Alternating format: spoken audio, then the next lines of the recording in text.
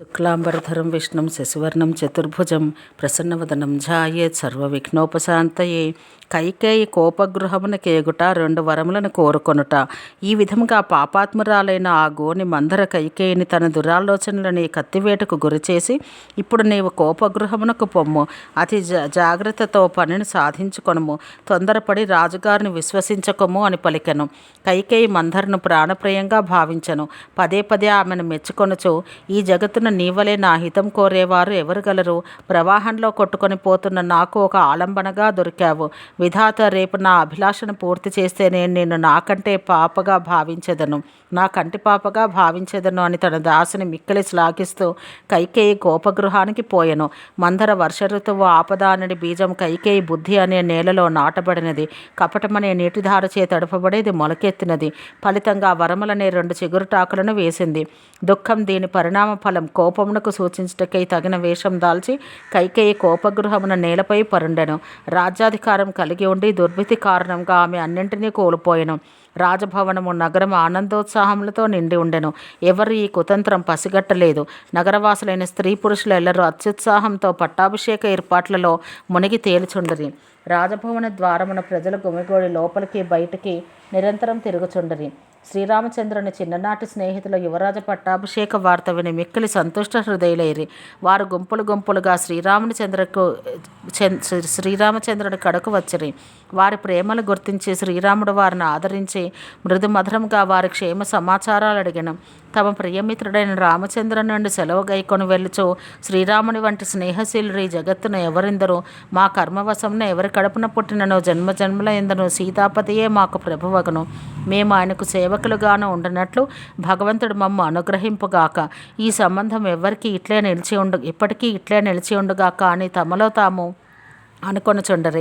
నగరంలోని ప్రతి వ్యక్తి యొక్క అభిలాషయు ఇదియే. కైకేయి హృదయం మాత్రం ఈర్ష్యాగ్నితో మండిపోవచుండెను. దుర్జన సహవాసం వలన చెడిపోని వారెవరు? నీచుల సాంగత్యం వలన వివేకం నశించును. సంధ్యా సమయాన దశరథ మహారాజు సంతోషంతో మూర్తీభవించిన ప్రేమ నిష్ఠురత్వం కడకు వచ్చినట్టు కైకేయి గృహమునకు వచ్చెను. కోపభవనం పేరు చెవిన పడినంతనే రాజుగుండె జల్లుమన్నెను. భూమిపై కాలు నిలవలేదు. దేవరాజైన ఇంద్రుడి అంతటి వాడికి కుడిభుజంగా ఉండువాడును, రాజులందరికీ తలమానికైన వాడు ఒక దశరథ మహారాజు ఒక స్త్రీ కోపానికి వణికిపోయెను.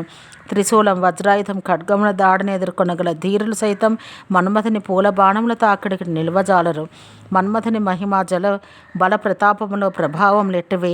దశరథుడు భయపడుతూ తన ముద్దుల భార్య అయిన కైకేయి కడకు చేరెను. ఆమె స్థితిని చూసి ఆయనకు అమితమైన దుఃఖం కలిగెను. ఆ సమయాన కైకేయి తన ఆభరణాలన్నింటినీ తీసివేసి ఒక పాత ముతక వస్త్రం ధరించి నేలపై పరుండి ఉండెను.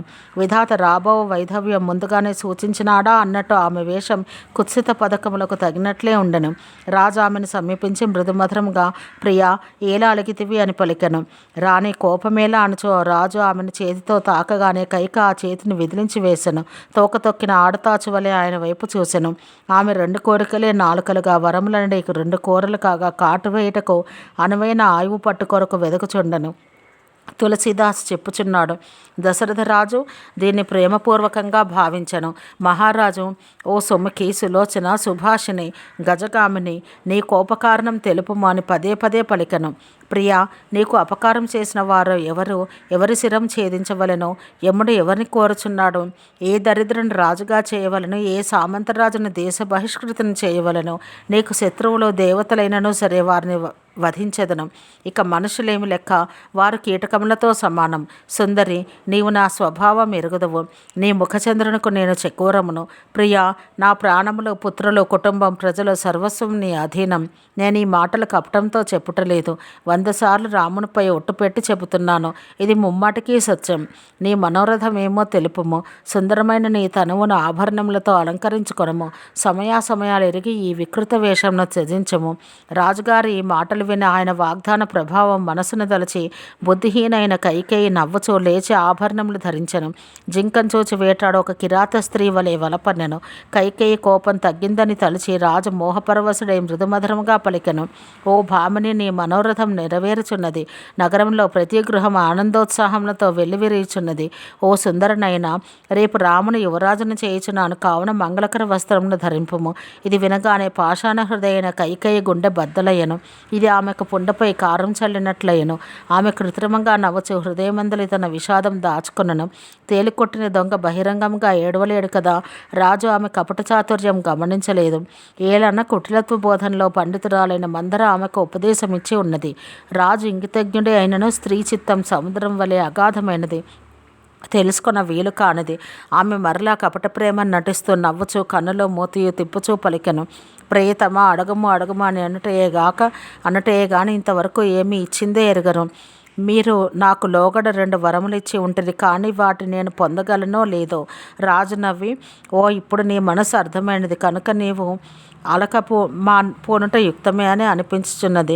నీవు న్యాసంగా ఉంచిన వరములను ఇంతవరకు అడగనే లేదు. మరచుట నా స్వభావం అగటచే అవి నాకు జ్ఞప్తిలో లేవు. నాపై మిథ్యాదోషం మోపకుండా 2ంటికి మారుగా 4 వరములు కోరుకొనుము. ప్రాణములు పోయినా సరే ఇచ్చిన మాట తప్పకుండా రఘువంశజుల నీతి. అసత్యంతో సమానమైన పాపం ఏమున్నది? కోటాను కోట్ల గంజాయి విత్తనాలు పర్వతంతో సమానమగున. సత్యమే సర్వ సద్గుణములకు మూలము అని వేదములు పురాణములు మనవు నొక్కి చెప్పిన విషయం సువిదితం. అంతేగాక నేను రామునిపై ప్రమాణం చేసి ఉంటుంది. రామచంద్రుడు నా నోముల పంట, ప్రేమకు పరాకాష్ట. ఈ విధంగా రాజు తన వాగ్దానం ధృవపరిచిన పిమ్మట ఆ కుబుద్ధి కైకేయి ఒక విషపు నవ్వు నవ్వి సంచాన పక్షి కండ్లపై కప్పిన టోపీని తీసివేసి దాన్ని వేటకు వదిలినట్టు ఆమె తన దురాలోచనలను కన్నులతో ప్రకటిస్తూ పలికెను. రాజు యొక్క మనోరథమే ఒక సుందరవనం, అతని సుఖములే అందమైన పక్షుల సమూహం. కైకేయి అనే కిరాత వనిత వాటిపై తన క్రూర వచనములనే భయంకరములైన సంచాన పక్షులను వదలెను. మాసపారాయణం 13వ విరామం. ఓం సహనావవతు సహనౌ భునత్తు సహ వీర్యం కరవావహై తేజస్వినావధీతమస్తు మా విద్విషావహై. ఓం శాంతి శాంతి శాంతి.